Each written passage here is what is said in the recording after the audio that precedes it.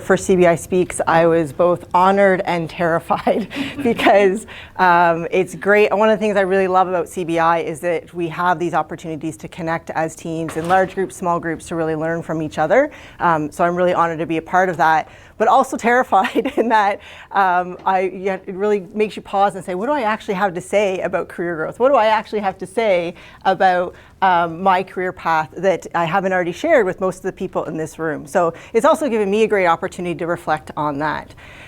For those of you that I haven't had the chance to work with before, my role is as the Director of Standards and Systems. So first question, what does that mean? So no one knows what that title actually means. So I'm accountable for working with the entire network and finding two things. Finding what do we do best, and how do we share that with the rest of the network? Or how do we scale what we call best practice? So how lucky am I that I get to work with every community we have across Canada and say, tell me what you do best. Tell me how we can share that and have an impact on client care and on our staff across Canada. And I'm really honored to have that role. The other side of what I do is listen to people when they say, you know what, we really have this barrier, we really have this problem that's preventing us from having an impact on clients in the way that we want. Can you help us work through it? So I spend a lot of my time problem solving with teams, problem solving with different departments at corporate, problem solving with different teams in different regions or across multiple teams. And I have to say I really love that. I've always loved problem solving. I love breaking things down and tearing them apart and understanding how the pieces work together. And to be able to do that with different people now in different audiences is a real privilege and a real honor for me. I've been with CBI for 8 years now, and as the little email said that went out, I started with CBI as an intake coordinator. And for anybody that doesn't know that role, it's in a lot of ways it's a receptionist for all new referrals that come into the home health environment. And so it's processing a lot of paperwork and answering phones a lot. And so then over the last 8 years, I've progressed from that through a bunch of different operational roles in Home Health Ontario, and then into some national roles now where I now focus on problem solving. The one thing that's been constant throughout that experience for me is problem solving. In every role, I've really been asked to bring my problem solving skills to the table. And so for me, that's a great privilege. It's what I do well. It's what one of my strengths is. And so to be able to have a role that's really oriented around that really helps me feel successful day to day. But I have to say, a couple of years ago, I realized I wasn't all that great at creative problem solving. I was really good at problem solving on my own. The roles that I had the opportunity to fulfill in Home Health Ontario really asked me to take a problem, walk away, analyze it on my own, and come back with a solution and present it to a group of leaders and then deploy it. So I was really good at that. Someone could give me a problem, I could look at it, slice it up 10 ways sideways, bring it back and say, here's your problem, here's your solution. And I kind of got this identity as being the problem solver. I was a person that the DOs would go to, I was a person that the managers would go to. Don will take care of it, Don will think it through, Don will got it, Don. And suddenly I was at this position where I was like, oh my goodness, I'm solving everybody else's problems, and I don't know if I can always do this anymore. And so I really had to take a step back and say, why am I taking this all on myself? Why am I relying only on myself and not working with the peers around me? How do I build better relationships and work with people on this? And I didn't really have any answers. I didn't quite know how I was going about that. So as I worked through my roles in Home Health Ontario, I moved from a local role to a provincial role that was manager of process improvement and looking at all the processes that were impacting home health. I kept very siloed in my approach, and I'll never forget one day I was meeting with the Home Health Ontario leaders. It was kind of a big meeting. It was important that I was going to demonstrate some goals for the next year, and I went home to my partner at the time, now fiance, and said, it went awesome, it went great. They love me, they think I'm awesome, I'm gonna solve all their problems. And Todd's a very calm guy, he's kind of the opposite of me. And so he just stood against the counter, he's like, cool, when are you gonna get your cape? And I said, what? What do you mean? What are you talking about? He's like, well, you just said you were gonna solve everybody else's problems. You are now Superwoman. Are you, like, did they give capes out at CBI? And he just kept needling me and needling me. We had a large discussion about if that was the right opportunity for him to give me that feedback or not. But it really, I after reflecting, I had to go, oh my goodness. I just signed up for solving things that I don't know the scope of. I don't know what's involved, but everybody is now relying on me. And I created a problem, and I caused a lot of friction, and I made a lot of mistakes because I had signed up for too much. And so that was a really great opportunity for me to say, what does problem solving actually mean to me? How do I work with people to identify what's wrong, agree that it's worth our effort to solve it, work through a solution, and then deploy it in a way that's meaningful for our staff? And I did a ton of research on that process and looked at different strategies and different tools and different techniques to do that, and started really building some momentum in home health Ontario around that piece. And then about 2 years later, someone had an idea to say, you know what, Dawn really gets this problem solving thing. She knows our systems very well. She could probably help us with designing some software that could have an impact in Home Health Ontario. And I started getting invested with Link, with our operating system, our clinical practice management system that we deploy to home health and to rehab. And I was excited. I was so invested in ensuring that we're making an investment in technology that was going to be meaningful for our staff. And I went right back to my old ways. I got all the answers, don't worry. Somebody come in a room with me, I'm gonna tell you what we need to do, we just need to build it, and we're good to go, and high fives all around, and everything is great and fantastic. And I forgot what I had been working on about trying to work with other people and work through problem solving. And so I was kind of creating that silo around myself again. I don't know if I'm probably not the only person that's ever done that, but at the time, it really felt like the weight of the world was on my shoulders, that I had signed up to design software by myself for the entire network. That was never the case. To be clear, that was never what was asked of me, but I had put that pressure on myself. And so I really didn't quite realize how severe that was until about 3 years ago. I had three things kind of happen all around the same time that had an influence on me. And the first was I was asked to represent CBI at a gala event, and went out with a bunch of peers from corporate, and we had a great time. There was a great band, great music, we danced all night, sang all night, had a ton of fun. And at the end of the night, one of my peers came up to me and said, Dawn, I have to tell you, I had no idea that you were fun. I had no idea that you were this funny. And I was like, what do you mean? We've worked together for 3 years. How can that possibly be? And the individual said, yeah, but at work, you're always focused on the outcome. You are always focused on where we need to get to next. You don't really want to talk to me about anything other than what our outcome is. So I don't really ever get to see this side of you. And so I said, oh, gee, really thank you for that feedback, but I have no idea what to do with that. So I was really kind of pondering on that and thinking that through. And then the second thing that happened was that in the role that I was in at the time, and still now, I have a lot of responsibility around providing status updates on how we're doing with Link or different initiatives to leadership groups. So I work with the operational leadership groups or the executive or manager groups from across the country to let them know how what we're doing is impacting them.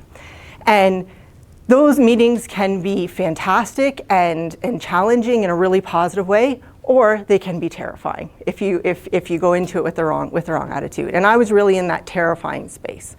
And so I was getting feedback that I was really defensive in those meetings, that I was going in and I was saying all the right things, but I was being really defensive. And I wasn't really open to brainstorming with the people at the table, particularly if it was feedback from senior leadership around me.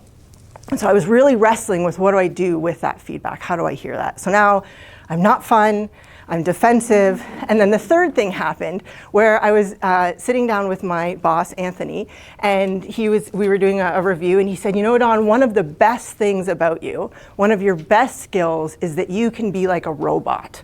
You can go into a room. He meant it like a compliment. But his point was, you can go into a room when it's really high emotion, really high tension, and hear the facts and the figures and help guide us towards a meaningful decision. And that's a great strength, and it is a great strength at mine. But all I could hear is, okay, I'm not fun, I'm defensive, and my best skill is that I'm a robot. So I have a problem. So now I need to go back to some of my problem-solving approaches and say, what am I going to do about this? This is not the person that I want to be at work. This is not the person that I am in my normal home life. Why is there such a disconnect here? And I really wanted to be honest and take that feedback on.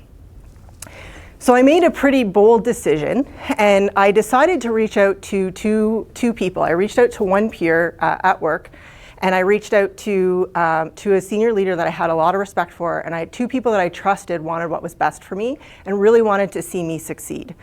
And I went to them and I said, I'm really struggling with this. This is the feedback that I've received, and I don't quite know what to do with it, but I kind of need somebody to help me break this open. Can you help me digest this and decide how I can have a more meaningful impact at CBI and a career that I'm satisfied with? They both said, sure, no problem. So over the course of the next few months, we met, or after a meeting where I was defensive, they'd give me feedback to say, did you even notice that you did this? Did you notice when you said that? Did you, and all that sort of stuff, and I really listened. The second piece that I did, though, was I said, I need to tell you where I think some of this is coming from. I need to share with you why I think I am feeling like the weight of the world is on my shoulders and why I'm so isolated on my own. Because I think it has an impact in how I'm showing up at work every day. And I want to be honest and transparent with you on that. And so I told them the following story. When 2 years before I started with CBI, I was living in Montreal. I went to school in Montreal to study fine arts. I know, study fine arts, end up in IT something or other, not always a great connection. But I was studying fine arts, and I was diagnosed with post-traumatic stress disorder, or PTSD.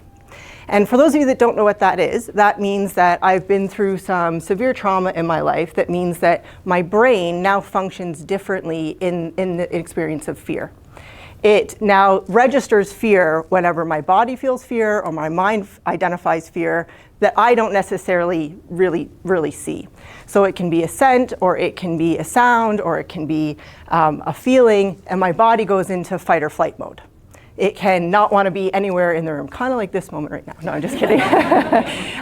But it can be really severe and can take over and take all of my focus away from me so that I'm not really present in the moment and I'm reliving the trauma that I went through. At my worst, 2 years before I started with CBI, it was so debilitating that on a good day, I could leave my apartment.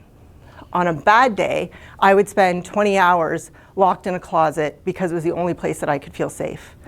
I was making very poor decisions. I was putting myself in some really unsafe situations, and I really couldn't cope with day-to-day functions. I couldn't get through life in a meaningful way, in any way. I couldn't be in a room with more than 3 people. I flunked out of university because I couldn't go into a room like this and listen to a professor because I was just fearful at every moment that something was going wrong. And so luckily I have a great support system around me, and at that 2-year mark, when I was at my worst, my family rallied around me, brought me back to Ontario, and I started a long journey of looking after my own mental health. And took 2 years, really focused with the mental health team around me to get back to day-to-day function. So for me, success in my life means being able to be here today and not being in a closet somewhere. So we're at this 2-year mark now where I am now looking for some level of independence. I am able to look after myself. I'm able to be in a room more than 3 people. I'm able to go grocery shopping for myself, all the things that I wasn't capable of doing anymore. And so it was time for me to get a job. And so my sister-in-law worked for one of our home health and clinics or facilities in Guelph at the home health office, and she said, they're hiring a coordinator. It's a temporary job. Why don't you take it and see, there's an out, it's a temporary role. And I got in there, and I found a community of people that understood what mental health meant. I found a community of people that I could work with to help the people around me that were working through the same issues that I was working through. So I found a role and a foundation that I could start to work from. I still lived a very limited life. I would go to work, I would come home. I would go to work, I would come home. I couldn't drive at the time. I had a lot of triggers on driving. I didn't have my license yet. So I was walking 2 hours to work every day, 2 hours home. I sound like my grandmother now, but I was walking back and forth from work. And I was not really building any relationships outside of work at all either. Flash forward over the next 4 years, and I really focused a lot on my own mental health and was really doing a lot of inward work so that I could, be here today in a more fulfilling way. But also applying a lot of those things around problem solving that I'm so good at, of critical thinking, to myself as well. So here's a problem, how am I going to work through it? What's the next step? Here's a problem, how am I going to work through it? What's the next step? But I was still very focused on myself. And I was very focused on taking something away myself. I still felt like I had this kind of shroud of secrecy around me because no one really knew what I was coping with. So flash forward to the robot conversation, flash forward to now working through my next opportunity for my own professional development was, how do I now start to work with other people in a way that doesn't terrify me? How do I not hold myself at hostage because I also come with this PTSD stuff, but also give myself a little bit of latitude that this is going to be really hard for me. And so for me, working with that peer and with the leader to be able to say, I need you to know this about me because this is hard work for me. This is me walking into a room, in a room full of experts in what they do, superiors that anybody's normally going to feel a little bit nervous about. But for me, it's feeling like I can't do it in any way. And you're asking me to be lighthearted and calm and take your feedback and all those things that don't come naturally to me and are now really compounded. But I still need to be accountable for that. So through their coaching or their feedback, I was able to really register how I was showing up in the room in those sessions. The other thing that I did, and kind of that practical piece that Andrew really wanted me to commit to delivering today was I committed to doing 3 things differently around problem solving. The first was I needed to practice problem solving with other people where the stakes weren't high. So we started with our team doing 2 meetings every 2 weeks. We did a successes and challenges meetings where we get together, as we just did it yesterday. We get together with a group of people and we say, what was your biggest success this week? And what was your biggest challenge? And as a group, we just problem solve through that. We throw ideas out, we throw silly ideas out, we throw great ideas out. And I have to tell you that by doing that, it taught me how to problem solve with a group of people. It taught me how to just think it through, talk about it, and not think that I needed to be on, so to speak. So that was a really powerful experience for me. The second, and probably more profound, is when I was problem solving, I was really focused on getting to that end goal, getting to that final outcome. And I wasn't doing that creative problem solving piece of just throwing ideas up and seeing what sticks, what made the most sense. I was kind of putting a shroud over any of any fun ideas because they weren't really getting to an end point. And so we started doing imagine if meetings, where all you could do, the only sentences you could start with were imagine if. Imagine if we could have a CBI Speak series. Imagine if we could invite our peers to come up and talk. Imagine if we could have this type of impact. Imagine if we had, ice cream days at work. And all the ideas in the world would come up and we throw them all up on a wall and decide this is the one that we want to work on today. And it slowly started to work with my peers instead of against them or instead of away from them. So where does that get me today? Over about 6 months after I started working through those issues, we were starting our deployment of Link with Home Health Ontario. And it was a big opportunity for me because we wanted to have a workshop with all of the management of Home Health Ontario in one room to work through all the problems around Link. And normally I would have come in with a plan and said, here you go, here's what we need to do, just sign on the dotted line. Instead, we threw up all the ideas we had and worked through it as a team and had probably one of the best experiences and most fulfilling experiences I've ever had at CBI by doing that. And following that session, 2 things happened. One of the DOs that I have a tremendous amount of respect for came up to me at the end and said, Dawn, this was my best experience at CBI. This is the best time I've had working with my peers, with the people below me and the people around me, because you created an environment where we could all share any ideas. That was a pretty profound moment for me. 2 days later, I was promoted to a director. So for me, learning how to problem solve, learning how to work through things in a meaningful way with my peers is what's had the most impact on my career. And I just want to circle back to one other thing. So as I mentioned, I've been with CBI for 8 years, and I'm going to let you in on a little secret. Other than the role that I started with, no other role that I've been in pre-existed before I took the role. Every other role that I've had was created because I either came forward and said, here's an opportunity where I think I can have impact, where I think my skills make sense. What do you think? Or someone else said, here's an opportunity where we think your skills can fit. And for me, as an individual that struggles with mental health, that's from small town Noville, southwestern Ontario, that now has the opportunity to work across the country solving problems in the communities with our teams, work for a company that affords me those opportunities is pretty phenomenal. And it's why I choose to work at CBI. So for me, being able today to share my experience with you isn't just about it's not just a pat on the back for me. It is also hopefully about, proof of what CBI actually does for people. There's a lot of people at CBI that have actually had a similar career growth as mine, and we don't talk about that enough, in my opinion. But I can't say enough about how supportive and engaging the company has been to me, and the people around me have been to me, for me to be able to stand here today. So that's where I will leave it.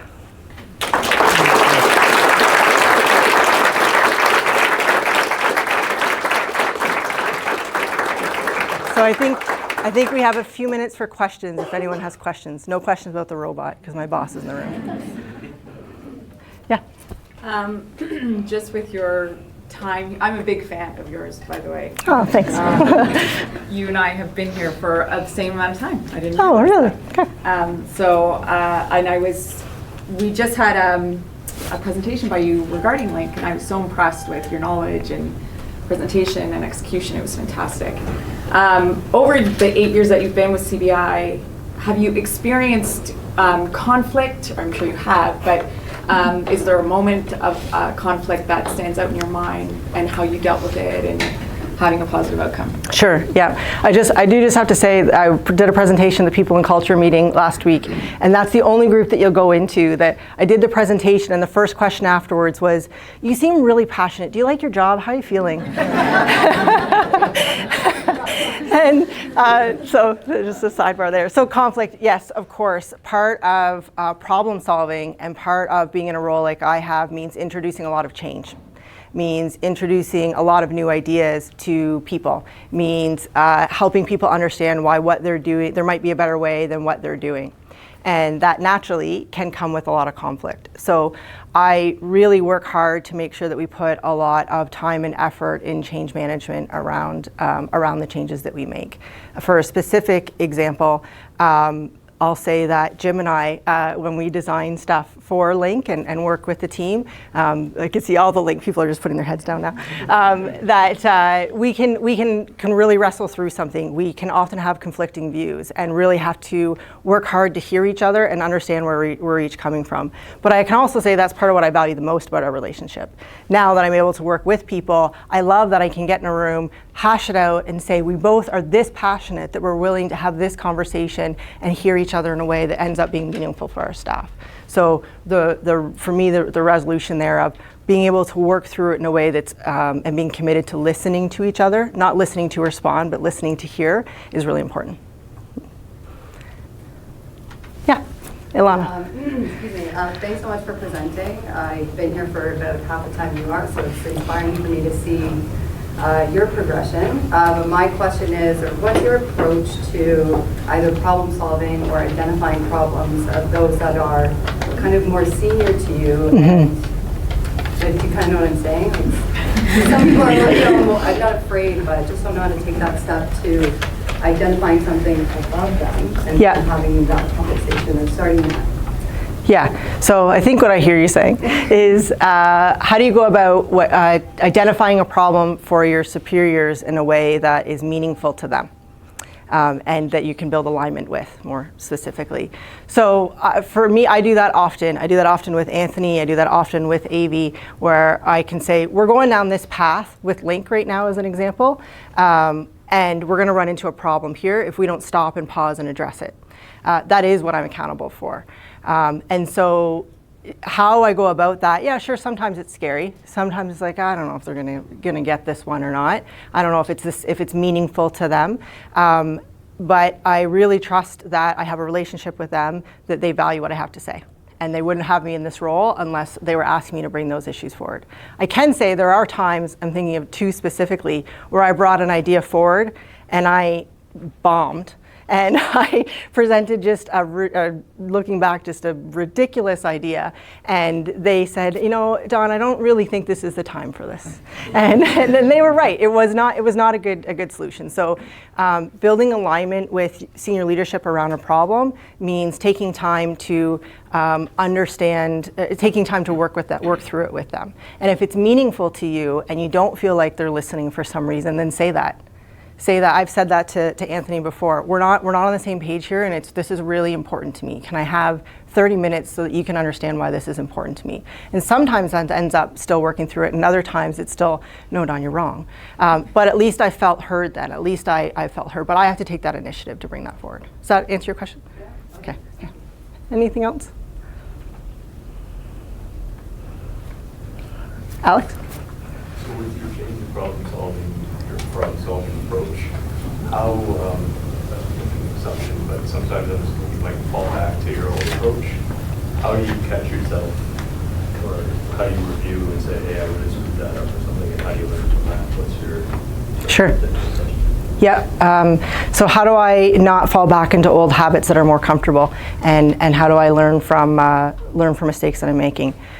The first thing is I invite the people around me to be open with me.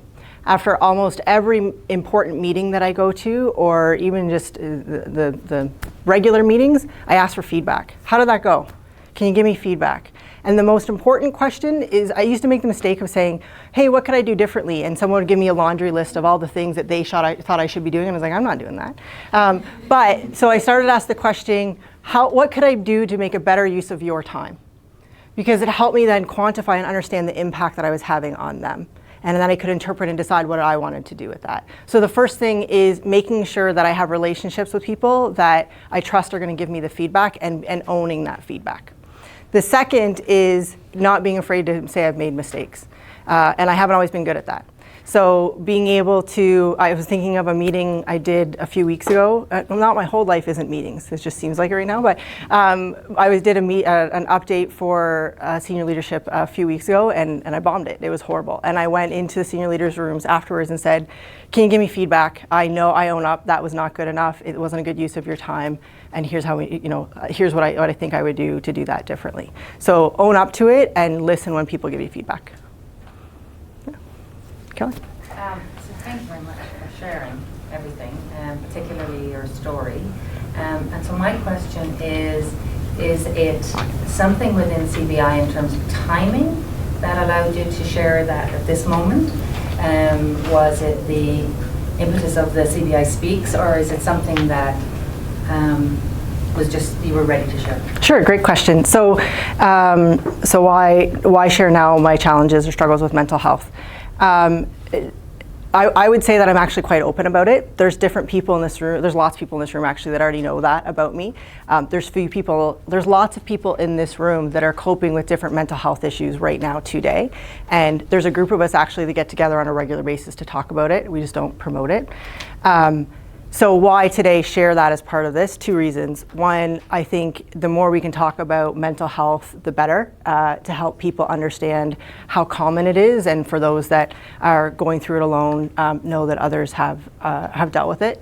The second reason is I'm very proud of the fact that I don't live in a closet. And I say that in a joking way, but it's a very real answer. And if nothing else happens, and this is the role I have for the next 20 years in terms of career growth, my greatest success is more that I've dealt with my mental health, and that I'm in a community that I can share that openly with more than anything else, and that always will be. So why CBI Speaks? Why would I bring it up here? It is so profoundly interconnected into my career growth at CBI that I couldn't speak about my career growth and not speak about my mental health. It is who I am. It is no different than if I had any other disease that impacted my day-to-day life. So for me, there's not an option to disconnect the two. Does that help? Okay. Anything else? Well, I just want to throw one more shout out to the CBI Speaks team. I really want to thank you guys for putting this together. This is a great opportunity for us to be learning from each other as peers, and you guys work really hard on it behind the scenes. So thank you for coordinating this for you guys. So thank you.